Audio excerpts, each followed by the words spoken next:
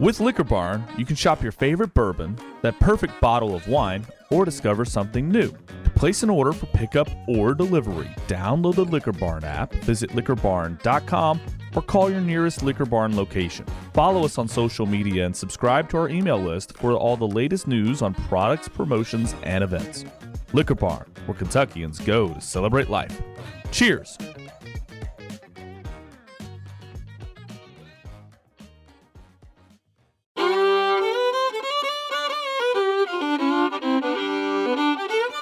Welcome to the Bourbon Life Podcast, your source for all things bourbon.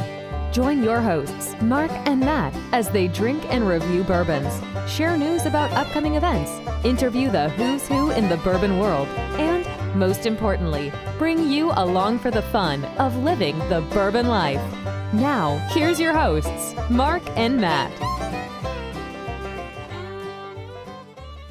All right, everybody. Welcome back for another episode of the Bourbon Life Podcast. I'm your host, Mark, and with me live tonight in the Bourbon Life Studios, we've got the entire Bourbon Life crew. And when I say the entire crew, I mean the entire crew. I'm so excited to have everybody back again around the table. So welcome, everybody. Philip, how you doing? I am doing great. Awesome. You sound so good on that mic, man. I'm glad we got that adjusted. It just... It's like I've been practicing my professional voice. It sounds good. You're doing a great job. It sings. It's like an angel's voice. You know, I almost thought when you said that, like almost saw like a unicorn appear when you said that. I was going to say it's a combination of Fergie and Jesus, but that works too. Exactly. Or right. Selena and Jesus. Yeah, I thought it was Selena. I can't even look at him right. I can't even look at him right now. Is it the angelic glow or is it the ice cube? I just can't even. We're going to talk about that freaking ice cube. Yeah. Here in just a few minutes. Christy, how are you tonight? I'm doing better now that I have bourbon and your cat isn't trying to kill me. Yeah, I know. Leo's he's such a weird cat. Who desires attention from you and from Stacy all the time, but yet when you get close enough, he doesn't know how to receive I'm not it. playing his games. Yeah, I'm not doing it. I don't blame you. You know, maybe that's what he needs. Maybe he just needs you all to be a little aloof, like he is, and then maybe he'll come around. Maybe. We're going to play hard to get. Mm-hmm. Yeah. Matt, how are you doing, man? Mark, I'm doing great. How are you, my friend? I'm doing great. Can I brag on Matt? Can we brag on Matt? Let's brag on Matt. Let's brag on Matt. Matt, what'd you do yesterday, man? I drove from Tennessee to Kentucky. Hey, Matt, what'd you do yesterday morning before you drove back from Tennessee? A little organized workout. Yeah, whatever. So Maddie did the Ironman Chattanooga, and I posted it on Instagram to brag on Matt because he kicked some serious ass, which I really just knew he was going to do it. So Matt ran Ironman Chattanooga yesterday, which is the half iron. That's not the full. Okay. It's still impressive. No, it is. It's still impressive. Yeah, thank you. Whatever. So it's 70.3 miles, but actually I think that course was a little bit longer if I saw things right. I think it was like 72 miles. So I don't know where it went over, but anyway, so it's a 1.2 mile swim, right? Mm-hmm. 56 mile bike ride, and then a half marathon, 13.1 miles. Yeah. All at the same time. Matt did it in 4 hours and 27 minutes. That's really impressive. He doesn't even look tired. I know. It's like, seriously, the day after I did Ironman Louisville, honestly, I could not walk. I mean, I really couldn't. I mean, my wife, she had to drive us home. I couldn't walk. So I was miserable. So Matt, kudos to you, man. You killed it. So that's awesome. You've earned your bourbon tonight. Yeah, that's right. I'm looking forward to it. It's always great to be back for another episode with Big Ruck and the small batch selectors here. Oh man, here we go. Man, that's the name. Yeah, that's awesome. Well, congratulations, Matt. I mean, that's awesome. So very proud of you for that. So looking forward to the next two races to see what happens. All right.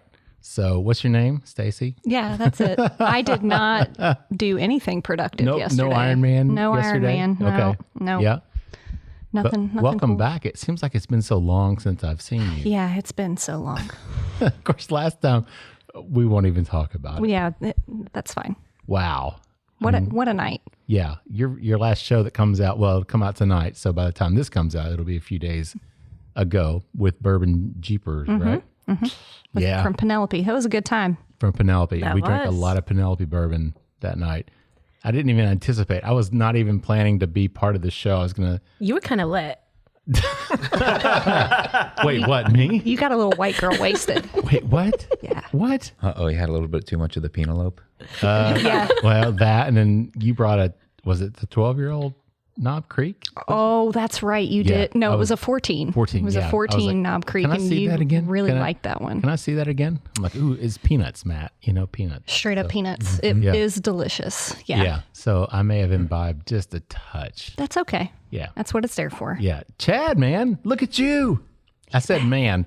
Are we going to Yeah. keep a tally on the... That's one. Yeah, dude. That's at least one. There's probably at least... You're further than one. I was going to say, there's got to be at least 20 by now, right? There's a new square on Bourbon Life Bingo. That's man. Yeah. It's every square. I'm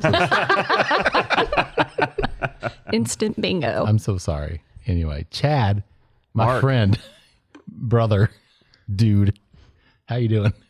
I'm doing good, man. It's hard not to say that. Like that's how. There's no such thing as periods to me. It's just comma man. It's you know? it's man. It's like Yeah. man. What's up, man? Yeah. So people don't understand that. I don't get why it's such a big deal, but obviously they took the time to reach out through the website just to tell me that I say man too much. Constructive Oh, is criticism. that really where that came from? Yes. Yes. I had no idea. From the website. Like they jumped in. It wasn't like on Instagram or Facebook. I mean, it was through the legitimate website? Yes. Like they got on the website and found a contact email and emailed. They directly. probably thought you were getting your PR team. Yeah. Yeah, that's probably what it was. Yeah, the Bourbon Life PR team that Well, they did. They got Mark. they got. Yeah, Yeah. they got me. Right? Man. They're like, man, you don't know what you're saying, man. But I told him thank you because, obviously if it's annoying him. Did you say thanks, man? I did. I closed it out. I said, thanks, man. I appreciate it. So, good point. But Chad, you've not been here in a while, right? I have not. It's been a minute. Yeah, you've had. Well, can we talk? Yeah, okay. Yeah, I mean- Chad had the COVID, right? I did. Yeah. So, is your taste everything back? Are you I'd say I'm feeling- about 75%. Oh yeah, good. So when we ask for your tasting notes, it Just doesn't everybody matter. throw it out. Yeah. Toss it in the trash. Yeah, it's like don't even pay attention to what Chad said. Yeah, I mean, So it's like every podcast with me. It's like every podcast with me. Just take what Mark says and throw it like yummo vanilla. There you go, Stacy. That was just for you. Yeah, you love it. Yeah. It's Yeah. my favorite. All right. So hey, Oh, whoa. Well, how are you, Mark? Yeah. You've got big news for everybody. Yeah. You have a couple little pieces of big news. you know here. what? Today it was kind of crazy. It was one of those days where, things just kind of happened, fall into place. So it's kind of fun. I got an email that notified us that the Bourbon Life Podcast was awarded the double platinum award for the ASCOT Awards. Yeah. Yeah, man. Oh, wait. No, wait. wrong button. So close. Yeah, I hate when I do that. And Right? our audience can't see this, but you're wearing an ASCOT. I am wearing an ASCOT because you asked for it. I did. I'm Yes. really excited. Yeah. So we've got our group chat, and so you asked for the ASCOT, and he you, delivered. and He you got the delivered. ASCOT. So I'm sporting the ASCOT tonight. But yeah, so it was. Yeah, it's humbling because something like that award, it's determined by media people and other just people in the industry. So when you get something like that from those guys, it's nice. It's Kind just- of like the Bourbon Oscars. yeah, I mean it is, because we got a double gold for the Barleycorn Awards last fall, which was really cool. And then to get this notification, because I submitted it back in January, I guess, and I just kept thinking, okay, we're gonna get like honorable mention, we're gonna get like maybe silver or We're gonna whatever. get a We better luck appreciate the next year. Bourbon Life. Yeah. Right? Yeah, thank you all for entering. Better Thank luck you for next year. Participation trophy. Yeah, I mean, you always wonder. It's like how is your podcast? What you're doing? How's it perceived? And I'm sure that the people that make these spirits, feel the same way. What are people thinking about it? How they perceive it? Are they going to enjoy it? So when we do this podcast, it's the same thing for me. Is how do people perceive it? Did they enjoy what we're doing? Did they like it? And it's just, I don't know, it's just kind of reaffirming when you get something like that. So yes, Matt, thank you for asking. Very, very cool to have received that. And also, I did get notification today as well that I passed the WSET Level 2 Award in Spirits Whoop, whoop. Ooh. exam with distinction. Yeah. Yeah, So, distinction. yeah. So, That's right. Yeah, Mr. 94%, right? So Well, it better be 95 next time. I know I missed 6%. I'm like, what did I miss? What did I get wrong, Stacy? 6%. I don't know. Man, I just, yeah. Anyway, That's right. So now for all of our listeners that think this is not a credible podcast, That's right. starting from this episode That's forward, right.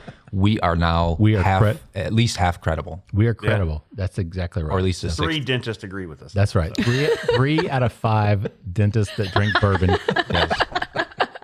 agree that the Bourbon Life Podcast is the recommended podcast for you to listen to, right? Yeah. Thank goodness. Yeah. But thanks for asking, Matt. I appreciate that very much. It's kind of weird, the podcast, I consider that a group effort, right? We've got great sponsors. So we thank all of them because what we do is driven by what they give us the opportunity to do. The people that work with us, you guys obviously do a great job as well. And I appreciate that. And our listeners, obviously we couldn't do it without listeners and followers on Instagram and our listeners to the podcast. So it like takes a village. So it's really cool though, to get that recognition, when you spend a lot of time and effort to make something that you're passionate about and you get that. I know, Stacy, don't cry. Have some bourbon. It's so okay. emotional. I know. No, Speaking but for of real, bourbon- it is awesome. Speaking of bourbon, let's move on. And Mark, just shut up. Yes. All right. So, hey, Philip, you brought that. So tell us what we're drinking this first round. Okay, so the first round we've got poured up the 15 Stars Fine Aged Bourbon Timeless Reserve. It is a 14-year, 103 proof bourbon.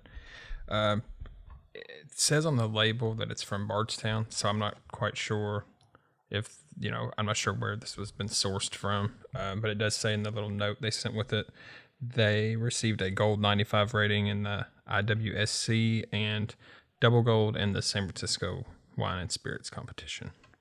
Interesting. Yeah. So I'd seen some people posting, I guess, on Instagram, right, about this, but I don't know anything about these guys at all. Yep. Does anybody, Chad? I mean, you're kind of in the industry, but do you know anything about? They're not even on my shelf yet. Oh, well. Yeah, this bottle, I think it just released. Okay. I've seen it at some mom and pops. Typically, with the distributor they're going through, they'll test mom and pop stores. Okay. I don't know why. Yeah. I mean, at least that's what I think, because they'll get it first, and then we'll get it like a few weeks later.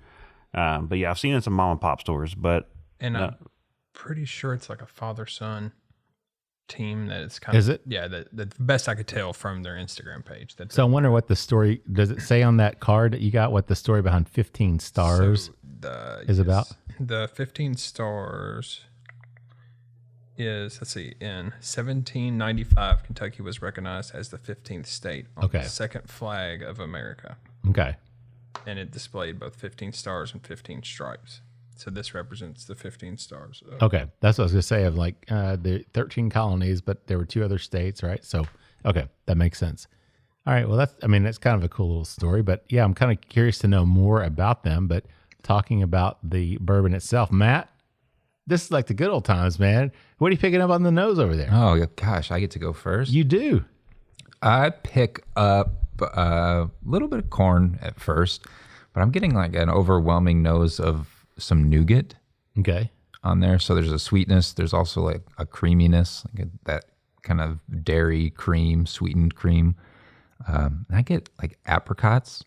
Okay. And a little bit of, I think there's definitely some age on it, but I'm not picking up as much oak. It's almost like a little more cedar. It's like a sweeter type wood coming across with the nose. I'm not like overpowered by oak with it. So it's not like super smoky or anything, but really nice, pleasant, delightful nose. Yeah. What about you, Philip? Since you brought the bottle, man, we'll jump over to you. I get a lot of tobacco, like sweet tobacco. I definitely, I guess that's probably part of the age. I do get some sweeter fruit notes, but the tobacco is just so present. Gotcha. All right. Let's see. Who's Stacy? You've been working that phone over there. You're looking for information. I'm trying to find some more information about these guys because I've seen them all over Instagram. I just don't know anything about them. Yeah. To follow suit, though, on the nose. So I do get hints of tobacco. I get a slight nuttiness there, but I'm not exactly sure what nut. It's a bit nutty. a bit nutty, you know. Everybody likes their own brand. Anyway, I'm going back to my research now. Thank you. All right, Christy, what about you? I feel like we're all over the board on this one. Yeah. So like I'll agree with Matt on the nougat. So land this plane and like focus this and bring it down. Okay. So what I get, and I got this especially before it opened up more, it was a lot more present. But you remember the bubblegum tape you had in the plastic container? I got a lot of that. And then as it opens up more, I get more of that dried strawberry quality like you get in like Special K cereal. Okay. Gotcha. I was going to say, I mean, bubblegum was the first thing that, because I always call it the big league chew, right? And Matt's like, oh, whatever, another Bourbon Life bingo. Well, there's different types of bubble gum. Well, no, there is. But to me, it was like the big league chew in the pouch. You know, you get it out and chew it like tobacco, but it was chewing gum. But yeah, I mean, that was the predominant nose that came across to me, was just that sweetness that came across as like a bubble gum. Not the Topps baseball card. Oh, okay. Yeah. Different baseball themed. A different baseball themed bubble gum, Matt. So okay. Can you see that? I'm differentiating here. Slowly moving into sunflower seeds. Yeah. Yeah, that's right. Yep. That's right. Yeah. Anyway. All right, Chad. Did we talk to you about this yet? No. I didn't think so. See, I'm already losing track of who to talk to. There's too many damn people around this table, man. I'm going to have to make a list of and losing check track it of off. the kids. Yeah. Have a checklist. Yeah, Chad. All right, tell us. What do you think? I agree with Philip. I do get a little bit of that tobacco note. I get like a musty oak, not a ton of oak. For a 14-year, I expect it to be pretty pungent and astringent on the nose. But the proofing could be to that where it's 103. Got a lot of red fruit and a nice. It's like a toasted sugar, like powdered sugar. Reminds me of on the nose of something that has been toasted because it kind of covers up a lot of stuff, but it's very sweet. Okay. Yeah, it is. There's a lot of sweetness to it. There's that red fruit. I agree with that. I'm not, I don't want to say cherry or something like that, but you said dried strawberry, right? That made sense. I mean, kind of that strawberry. Especially Special K. I could see the cereal and the fruit. Yeah. Yeah. Christy with her tasting notes. Yeah. I like my food. We should I'm not hating on it. We should just do a Matt and Christy podcast and just We select bourbons, make them pair food with it. and just let them. I think that's a great idea. As long as we get to eat the food. Heck yeah, Matt will cook it. Sure. Yeah. See, there you go. Like our. Matt's going to be busy. Was it Thanksgiving? Our Thanksgiving was The holiday. Holiday. episode. Okay. Just tell me before the day of. So We I don't did eat tell dinner. you before the day You told of. me that day. I'm sorry you missed You it. plan your dinners out a day in advance? I mean, I told you there was going to be food and you still ate beforehand. I like to plan my dinners out like a week in advance. I don't want to come home hungry. I like to know if I need to go to the grocery store or not, man. I thought y'all were joking. No, man. No, I said man again. Argue that down. So, Yeah. and the nuts. It was Matt. You made those, right? Yeah. Matt's nuts are the tastiest nuts I've ever had. I'm just going to throw that out there. Pork was Congratulations. pretty tasty too. Yeah, it was good, but the nuts were awesome. So I can't complain about that. So guys, let's talk about these awards, okay? So I'm just curious because we talked about the Barley Corn Awards, we talked about the ASCOT Awards, and we've been very fortunate because we've got the double gold at Barley Corn and the double platinum now at the ASCOT Awards. But what are your thoughts on these awards? I'm just curious from an overall standpoint of, what do you think about all the different competitions and all the different things and all these different brands that say we won gold or double this at. Well, we got to refine this. So are you talking about like the media type awards? Or, are we talking about the actual like tasting panels? Like tasting panel. I mean, are Okay. What do you I'm just curious what your thoughts are. Oh, Christy got excited. Yeah, I got excited on that one. Actually, one of my good friends, Kevin Rose, he has his own little blog and bourbon social group called Bourbon Fellowship. And he wrote an amazing article about the different tasting competitions out there and the awards and comparing them and also looking at the likelihood that if you submit anything, what your likelihood is of getting any type of award. Okay. So some of them rank much higher, and he had a whole chart just breaking it down. Really? So I know there were some or San Francisco, obviously, pretty high likelihood you're going to get some sort of award out of that if you just submit anything. Yeah. Interesting. It just depends. Yeah. There's different ones. There's some that I put more credence into. Yeah. San Fran's not one I put a lot of credence into, but it's not to say that just because you put something through there and you get an award that I'm just discrediting that or any means. Right. I mean, someone liked it. Someone liked it. Right. Well, I'm just curious. So what are you guys, everybody else, what are your thoughts? Jump in. To me, it doesn't really impact if I'm going to buy a bottle or not. Okay. I mean, all right. because I've tasted some that have won, double gold. And I'm like, it's kind of like a turd. It's not. Yeah. Well, that's a good point. So it's like, how likely is it? I mean, what is that something that's going to drive people to buy, Chad? I mean, you're in the retail industry. Do people come in and say, hey, I want the most recent double gold winner from San Francisco? They don't word it like that, but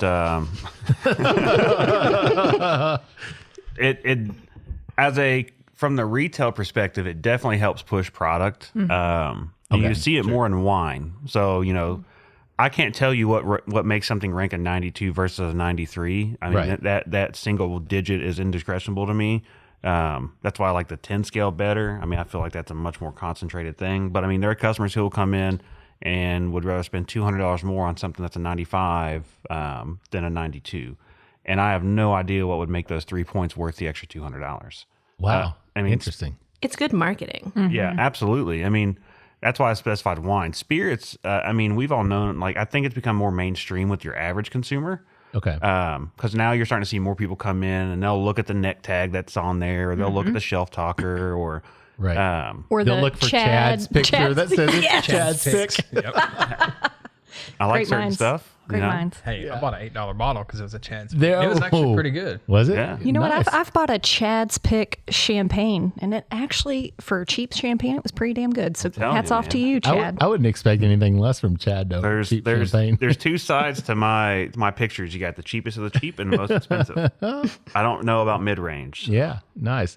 Where there's a bottle of Don Roberto 1924 that cost me about $150 that Chad picked for me. But guess what? That shit is delicious. Oh, that's right. You sampled that, the other night, didn't you? Yeah, it was really good. My bottle's gone. Yeah. All right, Matt, what do you think, man? You got an opinion on this? Not really. I think a lot of them seem pay to play. Yeah. So if you're willing to pay to put your product up there, they're probably willing to say thank you for your donation. Here's at least something. A bronze, A single gold. Yeah. I wonder if someone could do a project to try to bust these competitions, by which they get a bunch of distilleries together secretly and all enter one product. Oh. But call it a bunch of different distilleries in the same category. So here's my thing with that is, because you hear about it and you hear people like, yeah, we won in the best, single barrel bourbon craft category below 5 years. And then someone else like, yeah, we won in the best single barrel craft category above 8 years. Or we just won. And there's so many niches within these competitions. Right. That it makes me wonder, It feels oddly specific, right? I mean, I get it. They say you pay to enter. So, Sure. I mean, how many people go into that and don't get anything? I would be very curious to see, if there's 1,000 brands out of 1,000 brands, who comes out with nothing? With nothing. And the stats are out there if you want to see them. All right. No, that's good to know. I think And we if should you dig come into out that. with nothing, how bad is your product? Right. Well, and a point I was going to add too, thinking back to the days where I didn't have people like you guys to rely on hey, I don't know anything about this product. What are your thoughts? So people who are newer to this or don't have people whose palates they can trust, thinking back to those days, I relied on things like that because if this won an award, obviously your brain's just going to go to, must be a decent product. So, I mean, that makes sense, right? Same thing with the podcast. If this is a double gold, double platinum podcast, it's got to be good to listen to, right? It has to be good. You Yeah. have to listen to it. Guys, don't let us talking about discounting, this award. It does not apply to the media award the thing, or the marketing award. And it's funny because we've had Paul Packold on the show twice, and Paul does the Ultimate Spirits Challenge, and they do a totally different rating system. It's not bronze, platinum, whatever. I mean, they do a number system, and Paul is, I have nothing but absolute respect and admiration for what he does and what he has done over the last 30 years in the industry. Matt, I think you probably feel the same way. Absolutely. So, that's when he talks about something and rates it, then I'm like, oh, I mean, shit, Paul gave it this or Paul rated it this. Yeah. And I mean, he's one guy that I feel like, yes, it's legit. So I think what they're doing, and I'm not saying just because, I'm not saying that's the only legitimate one, but it's a totally different type of system. It's a totally different type of award system as well. So I have a lot of respect for that because they kind of came in and changed things up over this, the gold, platinum, double gold, whatever.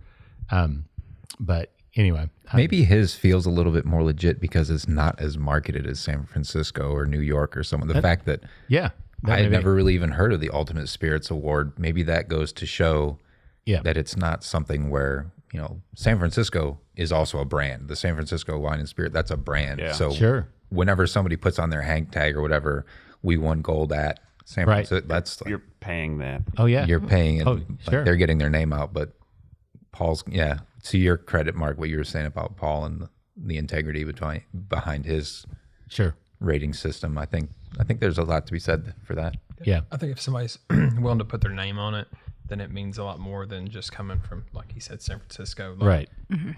Paul or Fred or any of those guys that do that, they're like, this is my pick. Like, this is my favorite pick. Right. I think that holds a lot more weight than it's what they do. I mean, like that is their full-time job. So I mean, even if you don't agree with it, I mean, I don't agree with half the stuff that wins at San Francisco. At least wins what they win. But I mean, if you got an individualized person who's coming at that and they say that's what they like, I mean, there's a reason they chose it. Maybe not for the connoisseur. It may be for the entry level or for the daily person. Sure.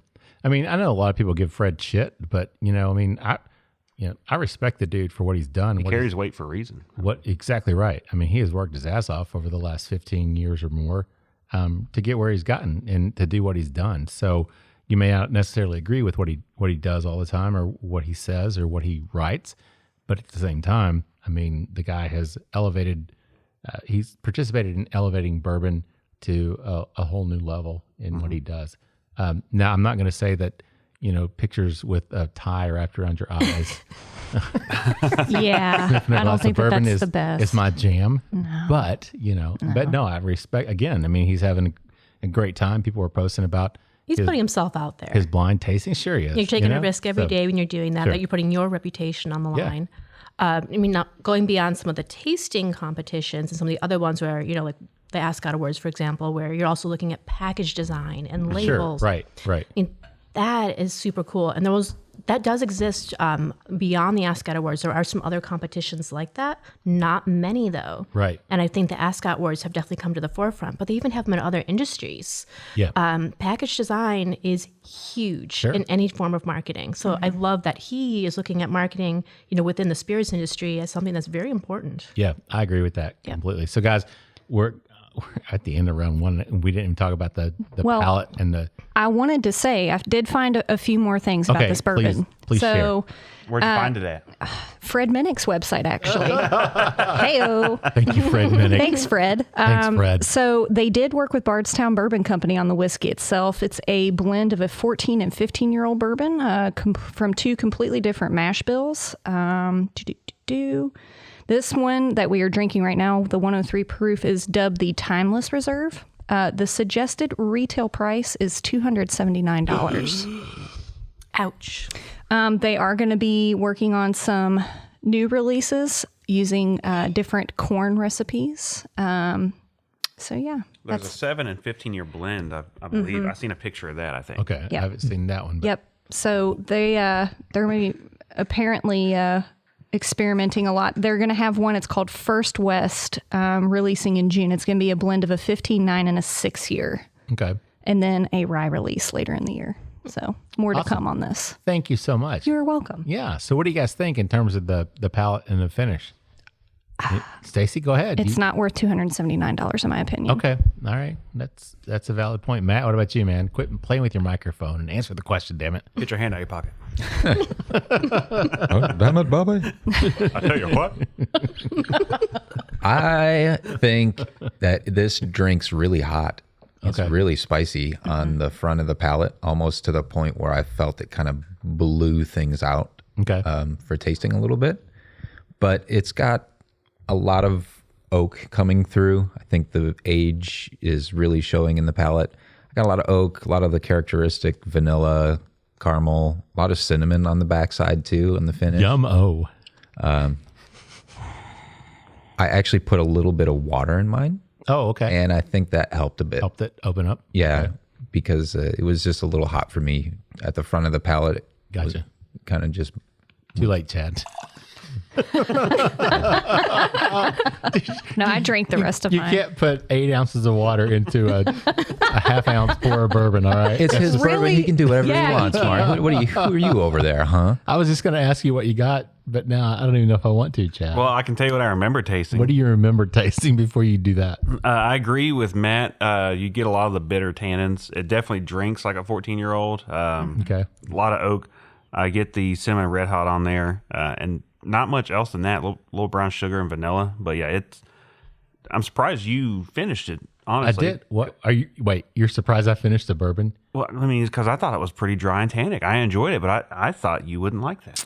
Well, Look at the oils on that glass. But he's ready to get ripped. Let's just say I'm a few steps ahead of everybody else. Well, let me tonight. try it at 80 proof. All right, so yeah, the 80 proof. That's more like 25 proof, man, with that water pour. All right, That's a liqueur at this point. yeah, Philip, what do you think? It's an aromatized wine. All right, we're down to 14%. So So I'll second what everybody else said. It does drink hot. okay, I actually got a little bit of a mint on okay, the back end. I could see that, yeah. Yeah. But I mean, it's a good bourbon. sure, but not But, $279. not even close. Good, yeah, okay. And Philip's not watering his down. He's got the magic ice cube. Yeah, we're going to talk about that next round. So, Christy, what about you? What do you think? I do get the tannic quality on it. It started off like really foamy, like front palate, and I got some of that like artificial fruitiness, kind of like some sort of chapstick off of it, but not really cherry chapstick, but just some sort of like berry type chapstick. Okay. You know, I kissed a girl and it tasted like cherry chap. I knew you were going to say that. Thank you very much. Anyway, But did you like it, though? I did like it. Yes. Jesus. And I did like this bourbon, but I don't like it for $279. No, you know, agreed. but it's to me, I enjoyed it. It's a good.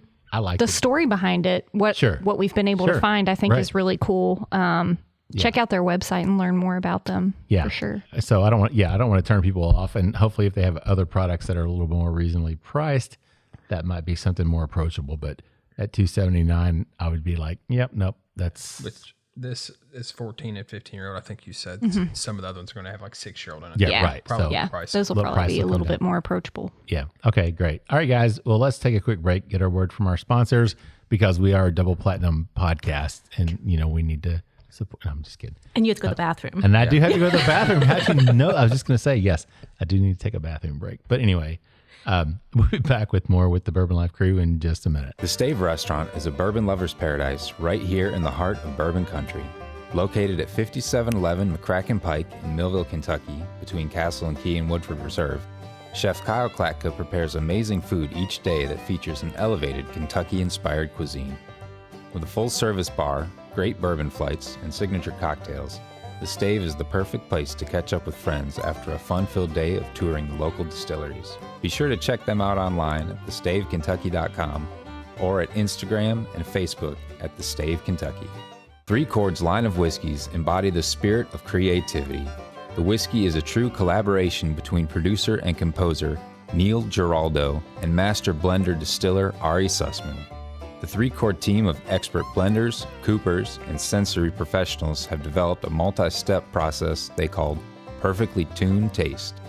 This process begins by carefully selecting the finest bourbon and rye whiskeys from Kentucky, Tennessee, and Indiana, and then blending them together. Find out more about the whiskeys and distribution in your area at www.threechordbourbon.com. All right, everybody, welcome back for round, session, period, act, scene, whatever, number 2 of the Bourbon Life Podcast. I'm your host, Mark, and with me live tonight in the Bourbon Life Studios is the entire Bourbon Life crew. Welcome back, everybody. Thanks for having us again. Yes, thank you. Thanks for not kicking us out. Well, hey, you know what? We're celebrating tonight, right? We are celebrating the Double Platinum Award, which is just wonderful news. I'm excited about it. And my wife came downstairs during the break and brought us some delicious cupcakes. to celebrate the wonderful news. And I think that's going to be a perfect pairing maybe for our next pour. So, Christy, you brought us this next pour. Is that right? I did. Chad, get off your phone and hand her the bottle. Hold on.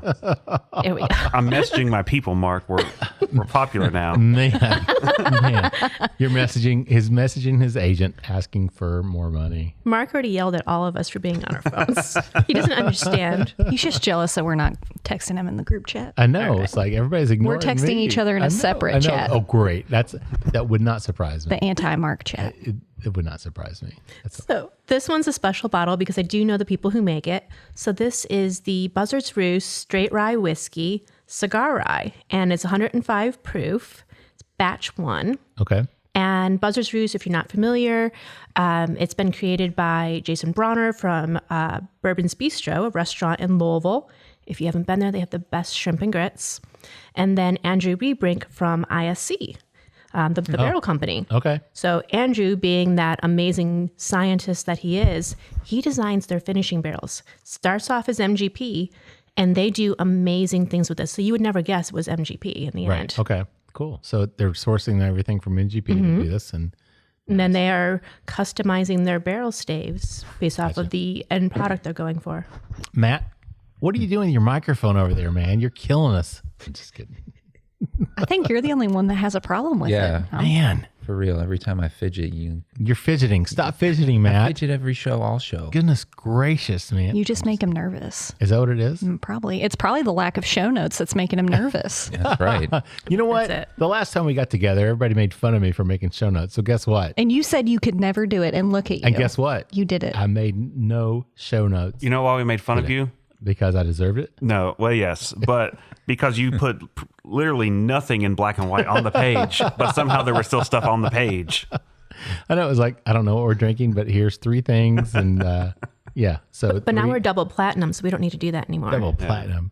Yeah. We should write a song about that or something, right? We could wrap it. Maybe not. All right. So, I don't think he has faith in us. oh, He man. does. Yeah. We'll work on that for the next. Bourbon Life Crew karaoke night. Oh my God. Oh, yeah. That'd be I don't awesome. sing, so I'll just watch you and laugh. Well, is singing and rapping the same thing? Wait a No, second. it's not. You sing? Rapping is talking. Oh, are you serious? I'm not a great singer, but I sing. You and me, picture, we're doing it. Oh, God. Oh, yeah. Oh, God. That'd be awesome. All right, we're gonna lose that double Says platinum real everyone at a freaking small quick. town bar.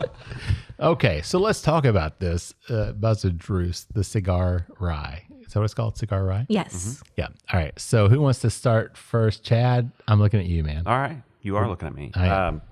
I get the 95.5 deal on the nose. That never escapes me with MGP. There's something there's a dark something. I don't know what it is, but there's something in here that I can't quite figure out. But it smells dark. Like fruit wise or like chocolate wise or like coffee wise? Kinda like chocolatey, woody, but I don't know. At the same time, there's a lot going on. Like a beast, like an animal, like some weird, Or like a cigar. like a cigar. Oh, there you go. That's interesting. Like a Very cigar. interesting. Okay, that's a good point. Philip, since you jumped in there, what do you think? What are you picking up nose wise? I don't get the deal. I do get a lot of tobacco, which it would make sense with it being a cigar rye. It's got a very pleasant nose. I don't get much spice on the nose. Okay.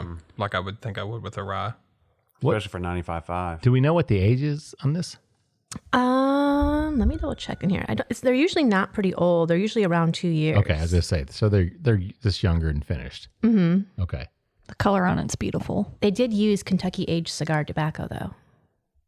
So they actually drop tobacco in it, and that's it. Apparently. Put leaves in it. Maybe. Something. Giant tea bag full They of. barrel aged the tobacco, dumped tobacco, and put the whiskey in it. Maybe. They did what? I said, I think they barrel aged the tobacco, took Oh. the tobacco out, Okay. Let's see. and put the whiskey in it. It okay. says the whiskey in this barrel has rested in brand new, lightly charred oak barrels that have been toasted and then very lightly smoked with Kentucky aged cigar tobacco. Oh, so they're smoking Yep. the barrels with that. Okay. All right, I got you. So they're not teabagging the barrels with. What? They're not teabagging the barrels. But Christy, we talked about Buzzard's Roost on one of our episodes, not to throw, Yes, we have. throw that in. Do you know what char they use for this particular? Yes. So they actually use char 1. They're just toasting. They're the only distillery in Kentucky doing that. Oh, yeah. You know what? I think I said it on that episode. I remember that. Matt, what do you think, man? What are you picking up? It does have a light, toasty aroma to it, not much oak. I initially picked up some 95.5 rye characteristics. I got like a big bouquet of mint. I got the nose. Yeah, I got a little nose. I got a big nose. A little meaty. You know, it's bad when I get into the podcast and I start like sniffing the microphone, thinking that it's a drink. We've done that a time or two. Hey, Matt, I actually do that quite frequently, like usually in the third round. Yep. you ran a pretty big race yesterday, so we'll excuse the fact that you may be a little tired. It was only a half. Okay. It was only a half. It was only 70. Don't give him too much credit, Mark. Yeah. It's only It's not 70.3 deserved. miles, right? You know what I picked up on the nose on this? No. I don't. Pine.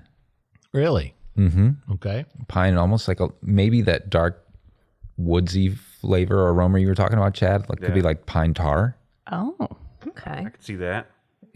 Not in like a disgusting, nasty Right. way, but it has Gotcha. kind of like that distinct aroma, like almost Swedish natural. Huh. Like you're walking out in the woods around a bunch of pine trees and there's sap everywhere, right? And you're like, I smell pine tar.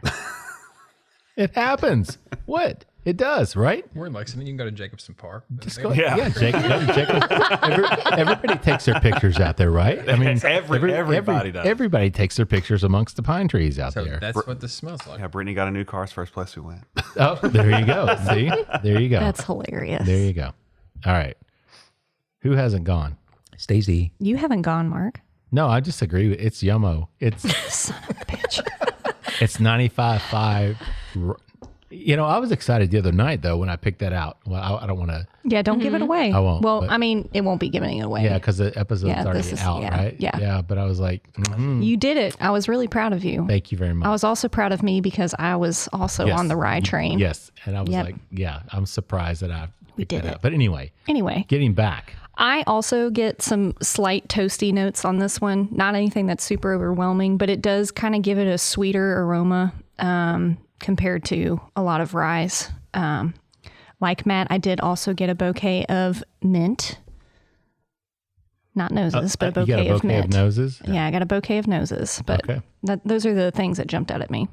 Yeah, very nice. Yeah, I mean, I enjoy it. And I enjoyed it the other night when we got to, because we did it off air, right? off air. Off camera. That was our like post recording pour. It was one of the few. One of the few. Yeah. When you There's got always White Girl several. Wasted. Thank you so much. And speaking of which, I do have to thank you, Stacey, because you brought me an award tonight to celebrate the double platinum I do what I can. ASCOT Award. It was a diaper. Yeah, I appreciate that. That was actually the double platinum ASCOT Award. That was very. I couldn't kind. resist. I know that was very. I really Not very many couldn't people get to Depends levels. Oh. Well, I think we made it. Yeah. So thank you, Stacey. You are so welcome. That was very, very sweet. So let's yes. talk about some other news. Are you guys eating your cup? Nobody's eating. No, I Chad haven't ate his eaten mine. cupcake. I ate mine. Yeah. How is and it you with that paired cigar with the cigar rye? rye? It's delicious. Yeah, awesome. I'm waiting because, once I stop talking here, I'm gonna do that. So Philip, you brought up a good topic, man. Let's talk a little bit about what's going on now. Buffalo Trace, right? Some news Yeah, going on there. So they have decided that they were going to purchase land outside of Franklin County in the Frankfort area in Anderson County to build their new warehouses. So they originally purchased some land in, it's not a town, but Peaks Mill, which is located in Franklin County, actually pretty close to Buffalo Trace Distillery now.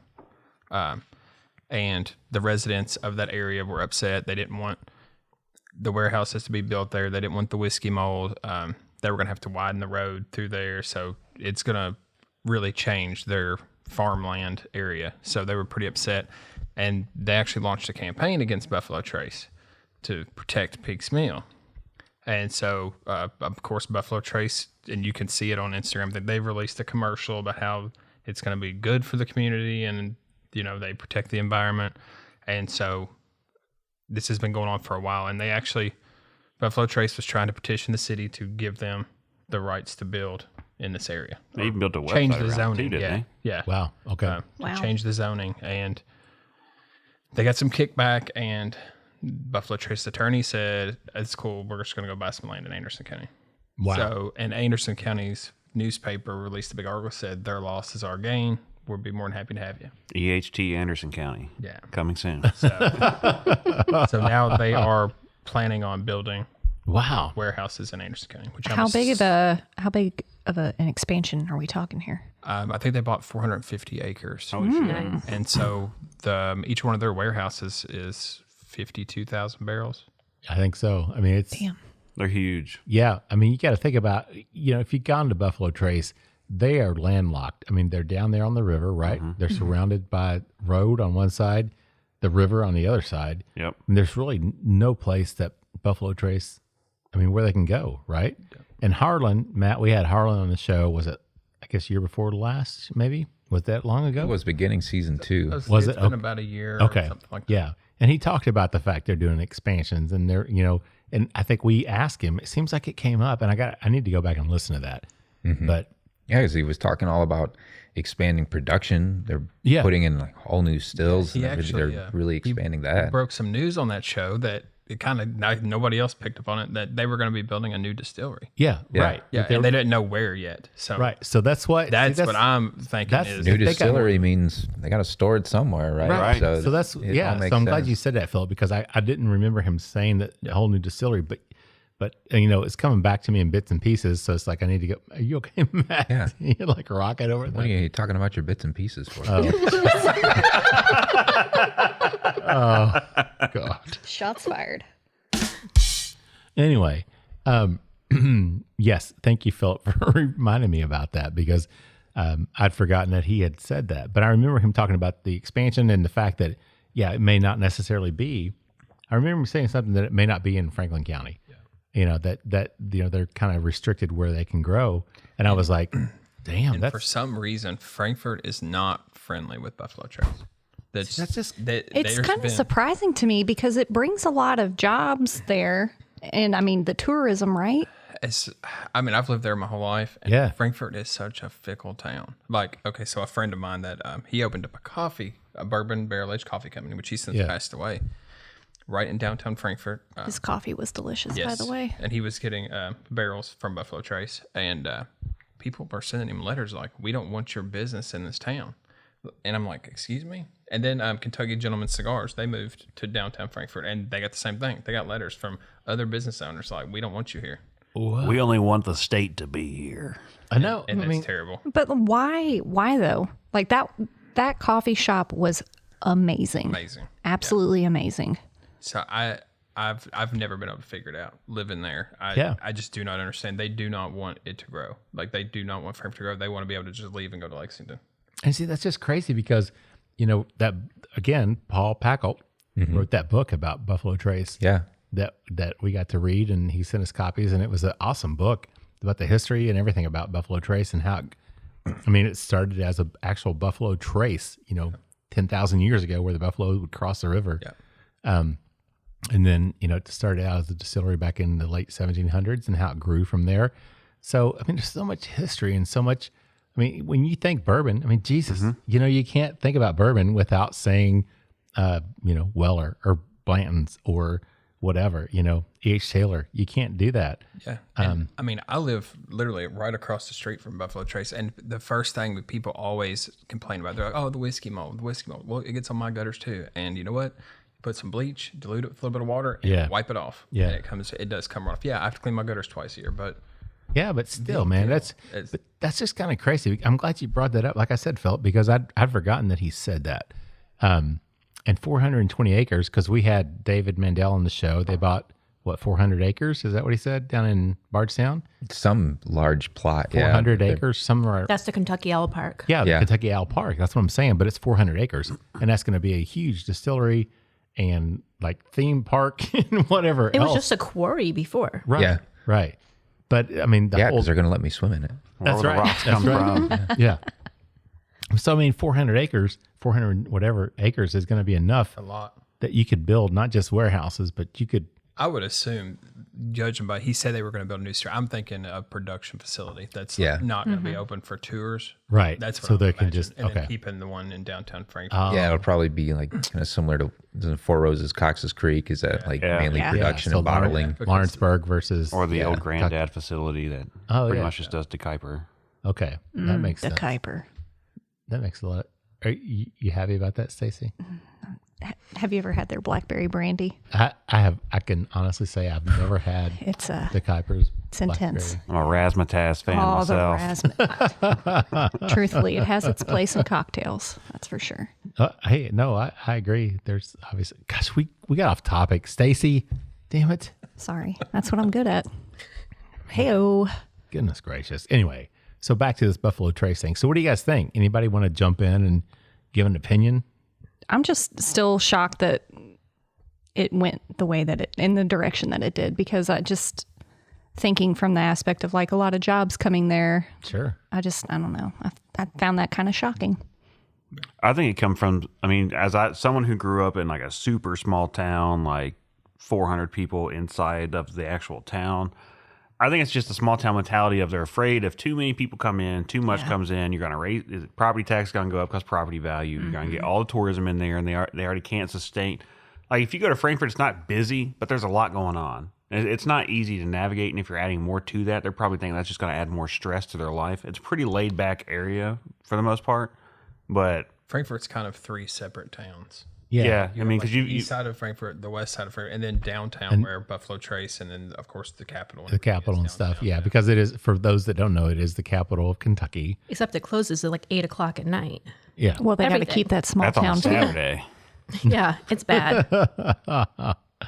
Oh, but that's just so weird, man. I just can't understand why people would be so adamant about fighting. I do understand the people in Pig's Mill with having giant red warehouses like right outside your door. So I can see that. And I might complain if I lived there, but as far as for the city and county governments, I don't understand why you're wanting to give up that much revenue, because you're taxing every single barrel in each warehouse. Yeah. That's crazy. But the warehouses, I think they're beautiful. I love them. There's nothing I love more than like driving down the Bluegrass Parkway, driving past Bardstown Bourbon, and seeing all those warehouses, or driving down by Jim Beam and seeing the warehouses or wherever, man. Just even if they're covered in black mold or whatever, it doesn't get on my house, obviously. So that might drive me a little bit crazy, but man, it's just, I can't understand that mentality at all. We've even had people complain because Buffalo Trace donated barrels for flower planters like downtown. Are you kidding me? Yeah, you're promoting alcohol. So it's kind of, there's a little bit of a religious thing there as well, probably, right? So I don't even know if it's someone just religion as people are just assholes. They don't want anything to grow. Like it's literally. We just want you to know that the Bourbon Life Podcast does not support or endorse Philip and his views. The views expressed on this episode are not necessarily the views of the Bourbon Life Podcast. No, I get it, man. I grew up in the church, right? So there are people that are just complete assholes in the church, right? And they want to express their views, and not just express them, but force them on everybody else. Yeah, they're called the pastors. No. Wow. Okay, man. This took a turn. Ooh. Okay. Well. Okay. Let's go back to the Buzzard Roost. We are so not invited to church. Cigar Rye. Let's take us to church, Christy. Tell us what you think about this one. Somebody tell us about what they. Wow. Next Buffalo Trace commercial, it's going to be a recording of this podcast. Frankfurt's full of assholes and preachers. Well, so much for double platinum for the Bourbon Life Podcast. We're the first ASCOT award to get removed. Get revoked. We have been revoked. Anyway, who wants to talk about what they get on the palate and the finish on this Buzzard's Roost Cigar Rye? Anybody want to volunteer for that, please? I'll just say that it paired really nicely with this cupcake. Oh, fuck yeah, I did. Oh my God. It's so good with that cupcake. Like that chocolate. Yeah. Perfect. It was great on its own, but with that cupcake, elevate it to the next level. I will say for a cigar finish, this is a very approachable cigar finish, because I feel like a lot of others out there are a little bit too, I won't say too potent, but they kind of smack you in the face with like ashtray almost. Gotcha. Yeah. Christy? Well, I really like the texture on this one, and that's what made me buy it. I sampled it several times before I purchased it, but it just has like this wispiness to it, but it's not like chalky or anything like that. Yeah. Matt, what do you think, man? It's got that really nice MGP minty peppercorn right up front. So familiar in that regard. And then for some reason, I'm getting like a lot of oak with it. And I guess it's kind of young, but it's kind of drying and tannic, I find. Maybe I'm just not ready for the cigar blend yet this evening. I got you. Philip, what about you, man? This is my first cigar blend I've ever had, and I actually really enjoy it. For someone that smokes cigars, I really enjoy it. Yeah, I was going to say, because I got to taste this the other night when you all recorded the Angel Share podcast with Bourbon Jeeper. See, now we need to do a cigar finish whiskey episode paired with cigars. Yeah, but we can't smoke in my house. We won't smoke in your house. We can pick it outside. We can go outside. Pick it outside. We'll record outside. We could do that. We can record outside. Or we can at least we'll smoke them outside. We'll come back in and report. There you go. That could work. But I love this. I mean, I really did. And it's not, cigar rye. I don't know what it conjures up in people's minds. Like, oh my gosh, it's going to be so smoky or ashy or, tobacco-y or whatever. But it's really not. I mean, it's a nice, like Matt said, I mean, it's, it's toasty, and it's obviously young. Well, I shouldn't say obviously because I don't. The grain is hidden very well with that. Exactly right. It is. It really is. If it's 2 years old, I'm really shocked to know that because it doesn't drink like what I would think a 2-year-old rye would drink like. Mm-hmm. So I really enjoy this. I think it's really, really good. What do you think, Chad? With that cupcake. Yeah, I mean, dude, that cupcake was good with that. I enjoyed it. I agree with Matt. Got the minty black peppercorn, a little bit of the dill on there, but the secondary barrel, a lot of the toasted sugars, dark chocolate. It does drink way older than 2 or 3 years, whatever age the rye is. But MGP rye at that age finishes really well. So I think they had a good starting product. All right, man, before we wrap this second round up, Philip, I've got to ask you, man, what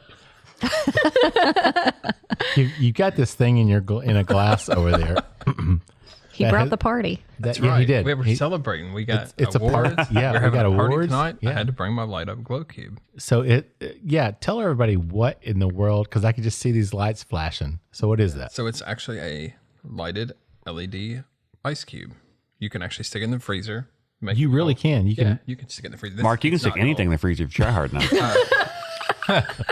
Yeah, so I just you brought heard a little it here. of the, oh God! I actually got this. My wife got this when we were at Disney, so I brought a little Disney Magic back. Okay, Cocktail, and it comes with that's my nickname in high LED school. ice cube. Disney Magic. Yeah, I bet. Yeah, yeah, I bet it was. Yeah. Anyway, so yeah, I wanted to bring the party tonight. So yeah, you can actually pour. Oh yeah, you can liquids and whatnot. Let's see it. Let's see it. Because I mean, I would hope it's waterproof. Well, yeah, if it's supposed to be an ice cube, you would think it would be waterproof. Take a drink. But yeah, yeah. Let's see what you got. Will it shock it? No shocking, no nothing. No, it's not. Will it? It's water. Oh. And it was you earned actually that going to one. go in the Glencairn, but the Bourbon Life Glencairns are not big enough for mine. Yeah, the Bourbon Life. Oh, Mark, come on. Order bigger. No.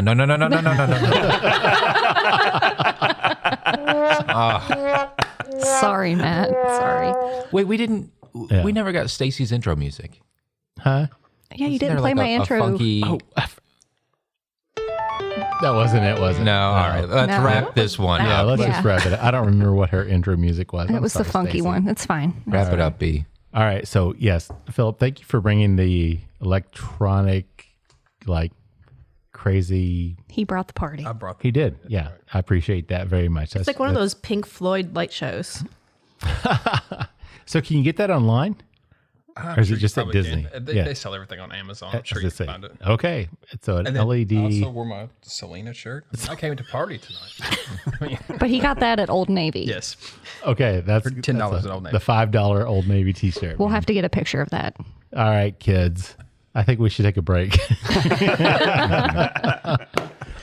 Let's get a word from our sponsors. We'll be back with more with the Bourbon Life Crew in just a minute.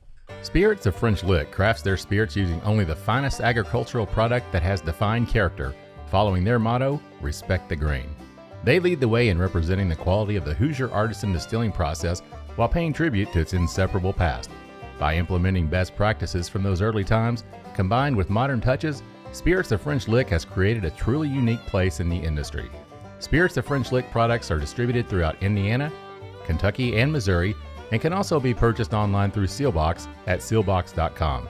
Visit spiritsoffrenchlick.com to learn more information and make sure to follow them on Facebook and Instagram. All right, everybody, welcome back for the final round session period of the Bourbon Life Podcast. I'm your host, Mark, and with me live tonight in the Bourbon Life Studios, otherwise known as my basement, we've got the entire Bourbon Life crew. Welcome back, everybody. How you guys doing? Doing good. You know, we never really gave everyone a chance to show and shout out their hashtags. Oh, that's a good point. Yeah, everybody should do that, Matt. Gosh darn, Their you're Instagram so handles. Yes. Chad. Where can people find you? Hashtag YOLO.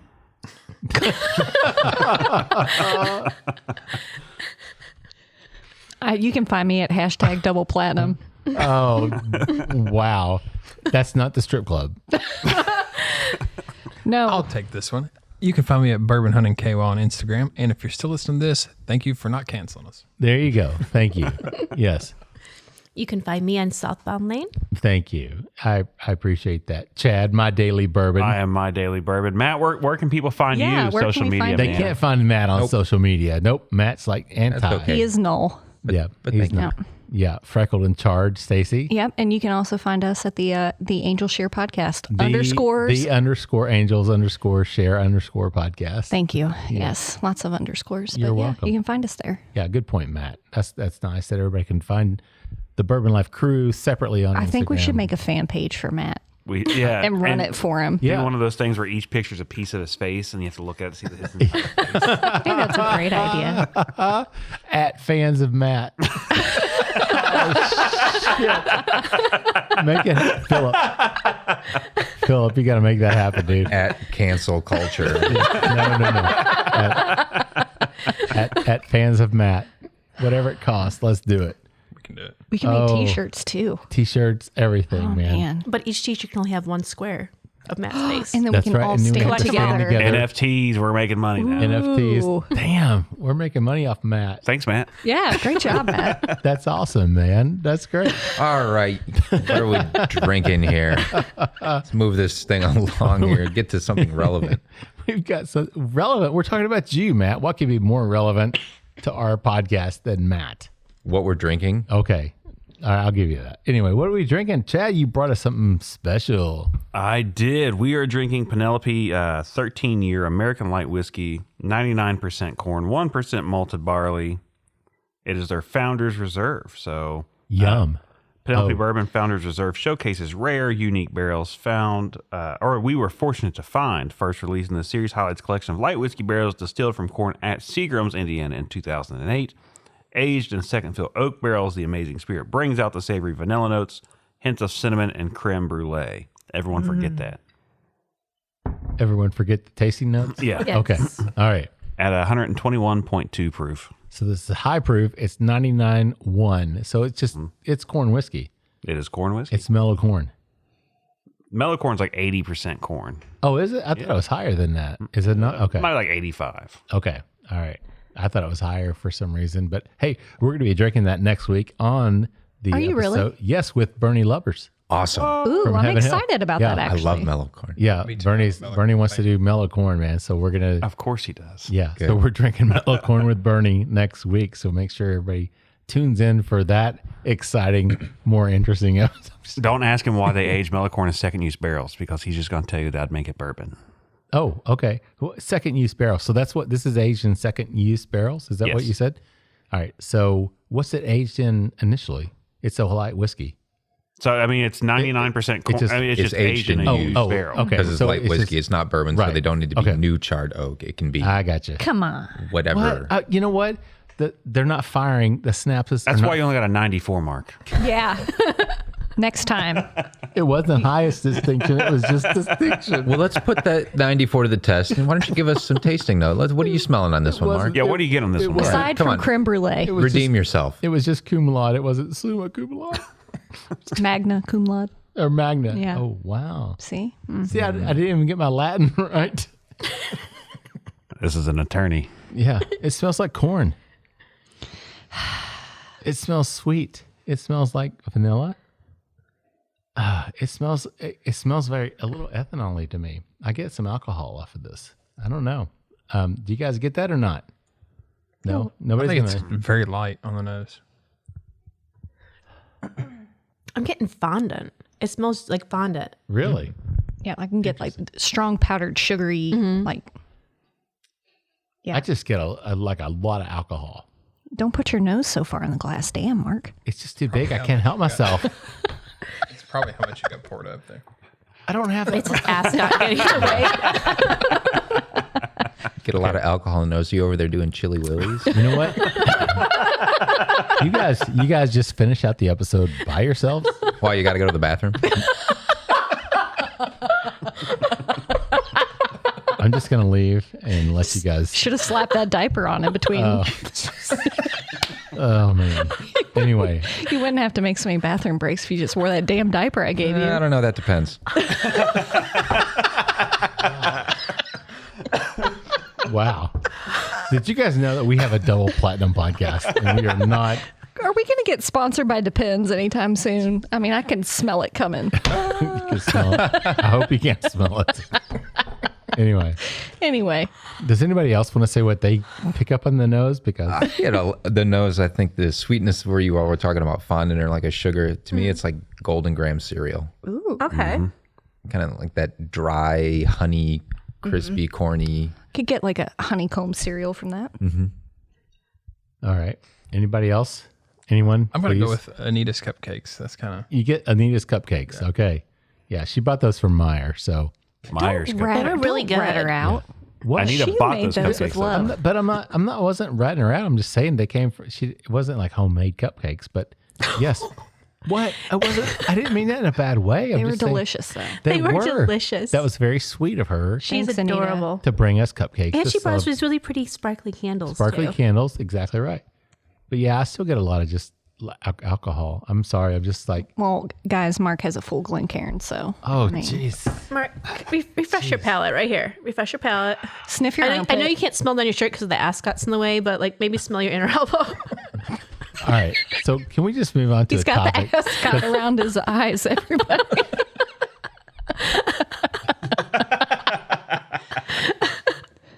Does anybody want to talk about anything other than me? Please. I've heard that bourbon sales and whiskey sales have been. I've heard that as well. So have I. What about secondary sales there, Philip? It appears on Facebook they are dwindling. All right, back to making fun of Mark. That was great. So, no, I have noticed Wow. pretty significantly. Of course, I don't buy anything on secondary, but I do like to keep up with trends and things like that. And it appears that the quote unquote tater bottles are not fetching nowhere near what they were, if anything at all. Really? There's a lot of people that are getting stuck with bottles that they probably paid $200 for and they're wanting $1,000, and people just aren't going for it. Interesting. So are they still trying to move it? It's just not getting any. Yeah, they're posting it, trying to move it, but it's not getting the traction like it was. Like most bottles now, even for like a Blanton's, they used to get like 30 comments, and now it's like 2, if that. So it's definitely dwindled off, and I'm assuming inflation, gas prices type thing. Well, I was going to People are say, I having to mean, tighten up. I guess if you think about it, I mean, and going back to the retail sales being down, I mean, I guess number one, I guess it could be a driver from the economy overall. The fact that, things are more expensive. People don't have as much discretionary income, right? Yeah. But something I thought about, because obviously last year we were still in COVID. Year before that, people were at home, so they're going to be drinking at home, right? So they're going to be buying more bottles, buying Absolutely. buying a lot more at the liquor store. But now that we're kind of beyond and outside of COVID, people are going back out eating out again, going out to bars, using that money for travel, whatnot, traveling, whatever. So I'm wondering if the alcohol sales are going back into restaurants on premise, right? And they're shifting away from retail outlets because of that. Not necessarily people are drinking less, but just where they're getting their alcohol from. Well, no, that's a good point. I mean, and to both sides of that coin, there's a lot of categories that are growing, like tequila. I mean, just for everyone, it's just growing. Yeah, it's becoming a much more popular category. And just from my retail perspective, I mean, there's a lot less people coming in looking for higher end allocated bottles these days. I mean, they're coming in looking for more of a daily pour. What's good? What can I spend under 50 or under 30? And that I could have every day and always find on the shelf. Because, and I didn't think about the fact that I can go to bars and get cocktails or pay $50 for a half ounce, fancy pour now. Right. So, I mean, that's a good point. I mean, restaurants, I mean, for a year and a half, almost 2 years, were non-existent. Sure. And now it's like everybody wants to go back out. And, I'm kind of smart. I do have an MBA, just in case you didn't know, Chad. So, there is a part of me that... Are you a lawyer, Mark? I am also a lawyer. So for Check those that off on bingo, everybody. Bingo. And lawyer, bingo. I did an Ironman too. So, and I'm from Eastern Kentucky. And I like high proof bourbon. So Old Granddad 114. There you go, man. So we checked them all off. But no, I mean, honestly, I agree with that. And I just wonder how much of it is driven by the fact that people are going out more versus staying at home. But that's a good point. I mean, it's funny, Phil, that you brought that up in terms of the secondary, because I don't buy things on secondary either, but I do look at the pages because, people always ask me, I get all these messages, friends of mine, hey, bourbon guy, somebody offered me this bottle, or I want to buy this bottle. Where can I find it? What's it going to cost? So I kind of like to, jump in there and look.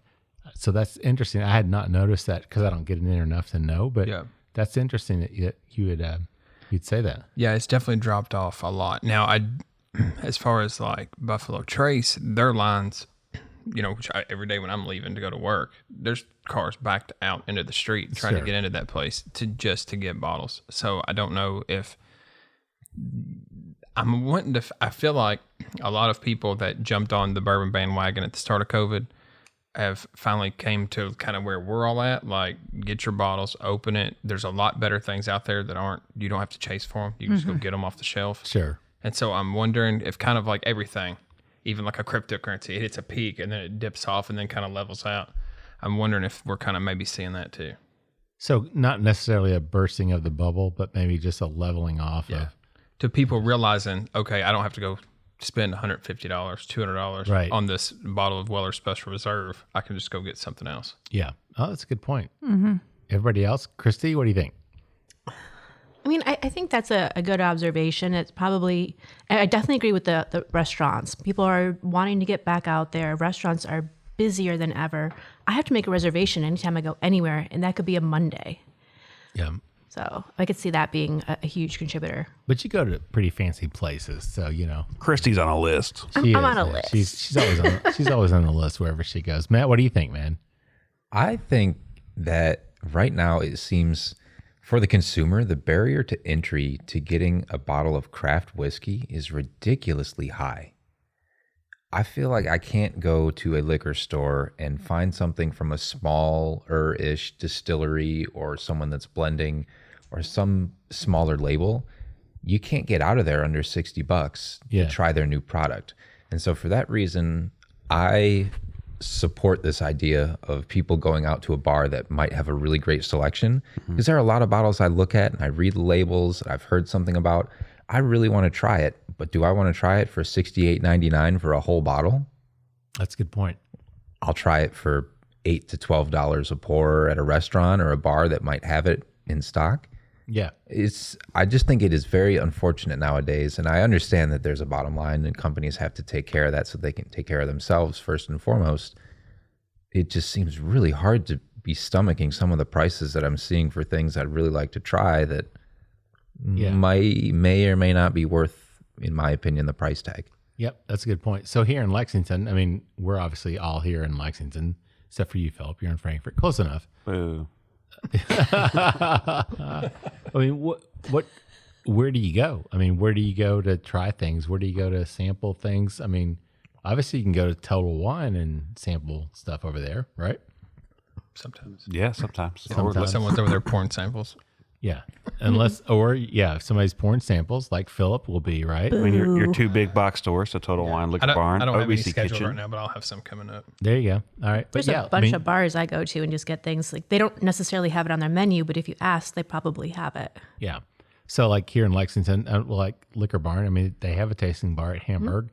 And that's where Matt and I sometimes will go drink just because they got cheap beer. Thirsty Fox at the courthouse, the old courthouse. Oh yeah, the old courthouse downtown, right? Yeah, Aaron's place down in Nicholasville, just outside Happy of hour. Happy hour. Aaron's got a ton of stuff. Got a killer selection and great prices. Yeah. Picked up my Elijah Craig Barrel Proof pick today. Where from him? Yeah. Oh, you dirty bastard. Let me ask you I about just that. missed out on that one. That is something I thought about because I asked him about that. So Aaron owes me one his of those. birthday cake selection that came through Warrior Barrel Society sold out in 30 seconds. Damn. I think that his Elijah Craig sold out, and it seriously was probably 2 minutes or less. People want barrel picks. Yeah. So the Elijah Craig though, they're barrel proof, but they're not the 12-year-old. I mean, they're getting down to like 9, 8 years. Eight, minimal 8 years. Okay. So the youngest barrel proof I have is 8 years old. Okay. So what do you think about that? Why does it matter though? If it tastes, from my understanding, because I have an 8-year-old pick from a store. Okay. And I know for a fact, because I talked to the guys that went on this pick, that they were sent a sample or they went and they tried a variety of barrels. Okay. They didn't know the age. They didn't know the proof. Yeah, on they don't any tell of you them. any of that till the end. They picked the best barrel on the day. And that was an 8-year-old. And to them, it was an 8-year-old at, I think, 131 proof. It beat out like a 9, a 12, Okay. and another 9. Okay. So a lot At of different people proofs. are getting mad because like these picks are like 80, 90, 100 plus dollars, and it's Elijah Craig Barrel Proof is $60 in my area, but it's not. I mean, Elijah Craig Barrel Proof around here, I mean, you're looking at $80 minimum for a 12-year-old, which is still a good price. Right. But these barrel picks, you got to look at the fact that like they have to be run through a certain barreling line. Like a single barrel cannot have one barrel in front of another without being cleaned right beforehand. Right. So there's more work involved. So I'm willing to Right. pay $90 for an 8-year-old, 130 proof Heaven Hill. Especially from people that you trust. Yeah. Right. And so far, every one that I've gotten have mostly been from stores or a couple groups who have had a relationship with Heaven Hill for so long that, they kind of know what they're going into. So one of the groups that I got a pick from, they picked blind, and that was their thing. Whenever they looked at the sheet, they had a 13-year that was in there, and they hated it. They're like, that was terrible. Really? Okay. That was the worst ranked one that they tried. I've heard that from a group of my friends that did a Elijah Craig pick recently, and they were like, went in completely blind, and they ended up liking, I think it was a 9-year that they settled on, but they were like, we had a lot older stuff, and typically if you were just looking at the books, right, you would gravitate towards the older. Well, no, that's what honestly, that's where I'm kind of going with this is that, with the barrel picks, you're seeing these younger picks out there. And I think some people will be like, oh my gosh, it's not a 12-year-old. Yeah. Don't let it sway you. Yeah. No, that's a good point. That's a great point. Yeah. Because I love Elijah. I mean, know. Did I mention that I love Elijah? Speaking of which, We've already had bingo. No. Yeah. Hold on a second. Why aren't we drinking that damn bottle? I don't know. Why didn't we bring it downstairs? I thought that you were being stingy. Did you open it yet? I've already killed about half of it. Did he open it already? Well, he joked last week. He was like, I might open it this weekend. I'm like, what the hell? Yeah, no, I opened it Saturday night. Put a straw on that thing and just went to town on it. Yes, I did. Yes. So my wonderful friends here for my birthday last week purchased me a bottle. It was batch number 10 of Elijah Craig Barrel Proof. It was the old bottle. So thank you guys. Pirate bottle. Yeah, man. Thank you guys so much for that. And I did crack it Saturday night. I broke the topper off the cork, but I still got the cork out, which was good. And He was very eager. I put a hurting on that bottle, and it's absolutely delicious. And I'm sorry. Well, we'll have to drink that off there. Yeah, we will. I should have brought that down, but thank you guys so much because Elijah Craig Barrel Proof is my favorite bourbon. But that's what I was wondering with these picks because I see people getting them and it's like 8-year-old, 9-year-old. And I'm like, okay, they're not 12-year-old. Is that going to turn people off?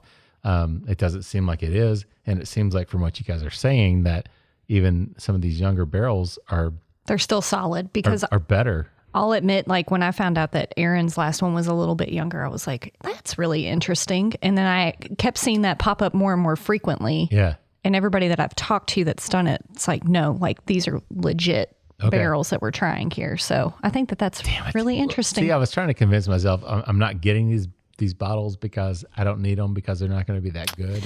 Let me show you a picture, Mark. I don't really need to see a picture of anything because I've got like 40 bottles of Elijah Craig Barrel Proof tucked around my house here, and I don't need any more. Sure you do. I'm loving that a lot of barrel picks lately have been more blind. Last one I did with Four Roses, they wouldn't tell us even what yeast strain. And I appreciated that. Nice. Because we were happy with this decision, but I think they probably would have chose differently if they knew ahead.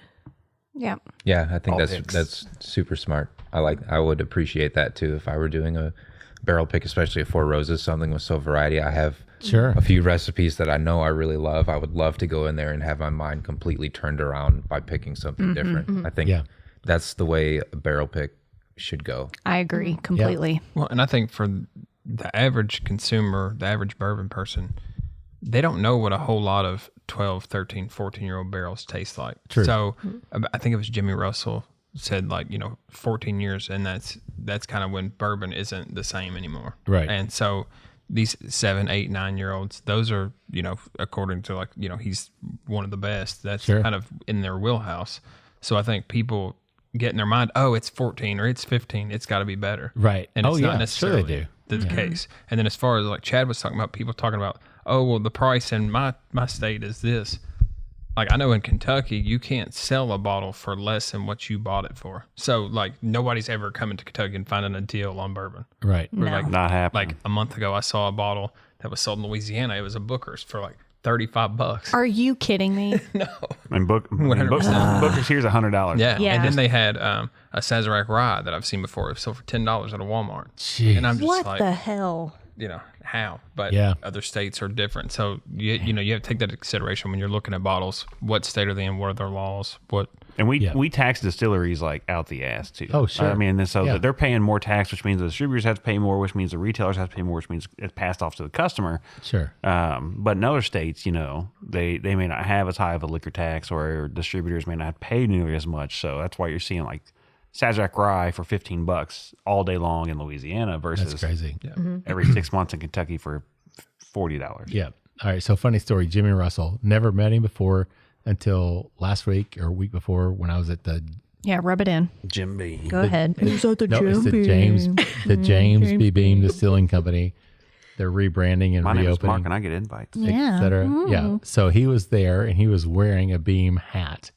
So That's cute. Yes. So I walked up to him because I didn't want to be that guy, like, can I take a picture? But you were that guy, weren't you? I walked over to him and I'm assuming it's his wife. And I said, excuse me, would it be okay? Do you mind? Did you bring your selfie stick? No. Is that why your selfie stick didn't work anymore? No. I asked if I could take his picture. Not with me, but just his. It's pretty weird, man. Yeah. Why? Well, it's not weird. Why is it weird to take a picture of Jimmy? Excuse me, sir. Can I take a picture of you? Jimmy Russell? Are you kidding me? You look nice in that hat. Oh, my God. Anyway, what I thought was going to be a fun little story there, you guys have just twisted and turned it. I would have asked for the picture, Mark. That's a legend. There you go, man. I couldn't pass it up because I've never met the man. So it was an experience just to be able to It looked like a great event. Well, you're just jealous. So I am, but it did look like a great event. I'm so happy that you got to go. Well, I appreciate that. So Seeing like 3 separate friends send pictures and post about right? this, and they're like, "Look how fun this is." It's like, I hate all of you. Oh, yeah. Anyway. Mark runs this podcast with trickle-down economics. It does not trickle down. He didn't even send those pictures to us. We just got that slapped in the face. He posted on Instagram. He did. It was a long day. Yeah. Rubbing elbows with all those important people. Yeah. It's okay. So let's talk about this. Let's talk about this whiskey. This is delicious. All right. Who wants to jump in on the palate and the finish on this? Somebody, please. I think it's a dessert bomb. Yeah. I'm curious what a cupcake would taste like with this one. Oh, well, hey. Anita! Do we have Mom! the meatloaf? Fuck! The meatloaf! What is she doing? I never know what she's doing. I never know what she's doing up there. Anyway. I'm going to put this out there, and only Mark and Matt will know, but I feel like this is a aged Hooters whiskey. It is really good. That's probably one of my favorite episodes, I'm willing to honestly. bet that the Hooters whiskey? whiskey is light whiskey. Yeah. Hooters is light whiskey. Oh, it right? definitely had a lot of flavor, so it has to It be did. something that was I was aged. shocked, man. I was like so surprised when you brought. I was like, you got to be kidding me. I enjoyed it. Matt, what do you think, man? You're kind of grinning or smirking. I'm not sure. I don't know if this one's for me. I got to be honest. Okay. I think it's a lot of heat up front, and maybe there's just something going on tonight, because even our first round, I kind of thought that there was a fair amount of heat coming through in the front of the palate. I think a lot of cinnamon, the grain, the mash bill comes through. I think a lot of the distillate on it as well, and then it's a little drying for me. But I could see how maybe on a different night this would be really enjoyable. I think you're just a little delicate tonight, Matt. I get it. That's right. I am. It's okay, man. I'm a prima donna this. You had a long day yesterday, man. So that's okay. I get That it. was a long drive. It was a long drive. It was a long race. Right. Christy, what about you?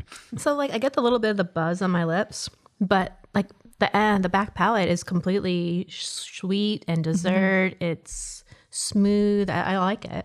I like it too. Gotcha. So Chad, you said desserty. What do you mean by desserty?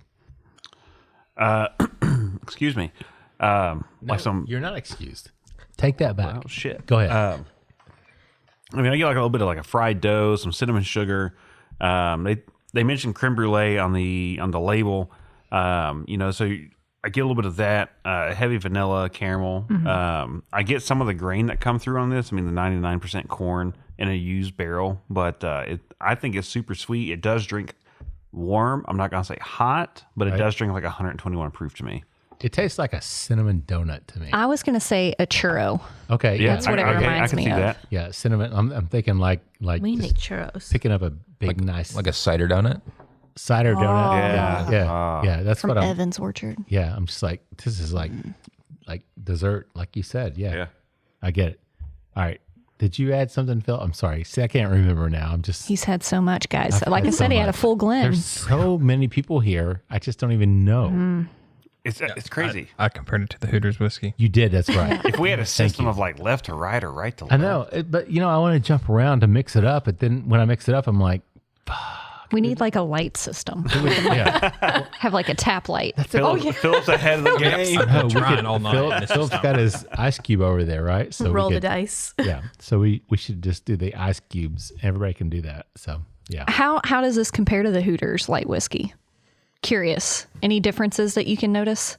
So this one, you definitely get the more flavor with the age, and then of course the proof, because I think the Hooters was 80 proof. But Yeah. I could see if you proofed this down to 80 proof, I could see where it'd be very similar. You didn't pour a whole lot of water in this one, Chad. I'm just going to ask your opinion. I learned my lesson. So I definitely don't think the Hooters had that much, aged whiskey in it, but I feel like it definitely came from the same batch of MGP. Now I need to listen to the Hooters episode. It's Yeah. awesome. They blinded each other. Yeah. Oh, it was so great. It was. It was fun. Mark and I were over there like psychoanalyzing I this know, super I know. great whiskey. Yes. And Philip he's is like dying inside, just he keeping pulls his that- poker face pulls that bottle until he out. pulls out the Hooters whiskey. It was I the think that was well greatest played, moment. Larry. Like, I Well gave him the played. hint too. I was like, it kind of reminds me of chicken wings with the spice. yeah, I was like, what are you talking about, man? See, I want to get Mark the Arby's vodka. Oh, Yeah, Shit's what? like $60 a bottle. I know. But he would love it. I'm becoming Have a you tried vodka it? fan. I'm just telling you. I think he would enjoy Do it. you like curly fries, Mark? I There's love two of curly them, fries. Yeah, they Alright, have good a for you. curly fry, and don't they have a crinkle fry? Cream Yeah. fry. Wow. You know what? I want to try them. I wanna try 'em. I actually wanna try 'em. So if anybody has any bottles, All right. I'm just Let going to us tell you, know. Zabruvka vodka. It's the bison grass vodka. Yep. Have you had it? Got it at work. Got it at work? I'm just telling you. It is.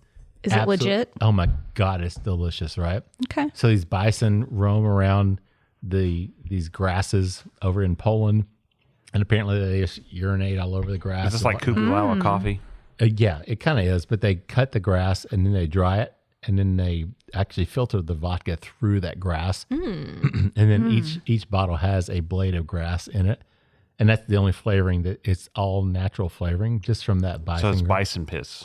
It's bison grass. Bison piss grass. Kind of like Got it. mushrooms that come out of cow. I'm just telling you, man. It is by itself. That vodka is absolutely delicious. I mean, My dog pees all over our lawn. I'm gonna go take Are you gonna make your own? Yeah, I'm gonna take the clippings. This is like authentic julep, Jalubka. Great Dane Jalubka. vodka. But it's not from Poland. All right. Get those, like, lemongrass notes. Hey, Kentucky proud. Yeah, That's right. Kentucky Slap Proud. a label on it. organic. There you go. Organic. I support it. And Kentucky Proud. I could get behind them, but not really. No. I mean, she's a big dog. There's like Taste a update. lot of pee in that lawn. I did add some water to Same. it, and it is Is it Hooters vodka? pretty close. It's pretty close to the Hooters. Or whiskey. not Hooters vodka, Hooters whiskey. Yeah. Interesting. What was it, Matt? Should we wrap this? Should we wrap it up, this man? one for the evening Are we- and get are to we- the after party here? I think we're close to that point, right? So final thoughts on this one. Thanks for the Hooters. No, wait. I'm sorry. This is Penelope Light. Penelope, Whiskey. we apologize. Yeah, I'm just kidding. Penelope. But it's Penelope. it's the same thing. It's a light whiskey. It's a 991, right? So thanks for bringing this, Chad. Though. Hey, This you're is welcome, Mark. really- Yeah, this really is nice. delicious. Yeah, I like it. Everybody. What's the price point on this one? I don't remember. Most of I wanna say, Penelope like, is 75. I was going to say they're in like under 75 yeah. typically. I think this is. It might be more, but I want to say it is like 75. I mean, full disclosure, the first bottle was sent to me Oh, a freebie. free, Nice. for the purpose of a review, which I did, Wow, and they then didn't do that. enjoyed Oh, They didn't do that interesting. completely. We're a double platinum podcast, and they didn't do that for us. You weren't at the time, Mark. And then I bought the second bottle once it actually hit shelves here in Kentucky. So. Gotcha. Yeah, well, I wasn't lucky enough to grab one of those, but this is delicious. Yeah, it is. So everybody likes it except for Matt. Sorry, Matt. That's okay. It is what it is. Matt just said he's having an off No, evening. Dude, it he doesn't- just ran like 79,000 Yeah, miles. leave yesterday. him alone. I'm not giving him a hard time. I'm just saying. Quit picking on Matt. not- Damn. Fans of Well, no, Matt. wait a second. Where was everybody when everybody was picking on me? Somebody has to like. That's why we got It's the not double all about you, platinum. Mark. Yeah, no. This is the Matt Quit show being now. selfish. Somebody has to like me best. Mark, why don't you just wrap us up and I'm send gonna- us home Go with ahead our and close bags us on out. here? I'm going to do that. So, Yeah. hey, you know what? Thank you guys for being here tonight. I've enjoyed. Not really. No, You haven't enjoyed the verbal abuse? I've enjoyed it. I love doing this. This is so much fun. It really is. This is what, when we started the podcast, Matt, I don't think we ever envisioned that we would grow. So much sarcasm around the table. I don't think we envisioned that. But I don't think we envisioned that we would grow to have a group of friends that would hang around and get to do this at least once a month. So Yeah, we never imagined a crew, like people that would actually want to be on our show. want to be Well, part we of didn't this more say than we one wanted to be time. here. We I had know. to sign a contract. So we're Well, the contract obligated. said you have to We're tell everyone obligated you to be want to here. be here. There's an So NDA involved. We have not been held here against our will. We're your all having appearance fun. fee is being held in escrow until you take that back. Sorry. Anyway, I'm going to try to wrap this up. and thank you all for being here. We appreciate it, Mark. Yeah. Great It's all- ascot. Thank you. You're not the first woman to tell me that. So I appreciate everybody being here tonight. It's been a lot of fun.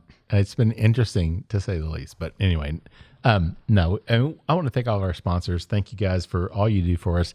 And thank you to all of our listeners. We appreciate everything you guys do for us as well. If you want to reach out to us, please feel free to do so. You can find us on Instagram and on Facebook as well. Of course, you can email us at thebourbonlife@gmail.com and give us suggestions. If you'd like to hear something more interesting than what we did tonight, we'd be more than happy to hear about it. If you want to, please leave us a review on your favorite podcasting platform. And with that said, I am Matt. I'm going to wrap it up and send us home with our tagline, which is, may your glasses always be full and may you keep on living the bourbon life. Thank you for joining us for this week's episode of the Bourbon Life Podcast. Our mission at the Bourbon Life is simple: to share our passion for all things bourbon with you every week. And we'd really love to hear your thoughts on how we're doing. You can find us on Instagram and Facebook at The Bourbon Life. You can also contact us by email at thebourbonlife@gmail.com. And you can always find us on your favorite podcast platform. If you have a moment, we'd love it if you would rate us and give us a review. So until next week, we hope your glass is always full and that you keep on living the bourbon life.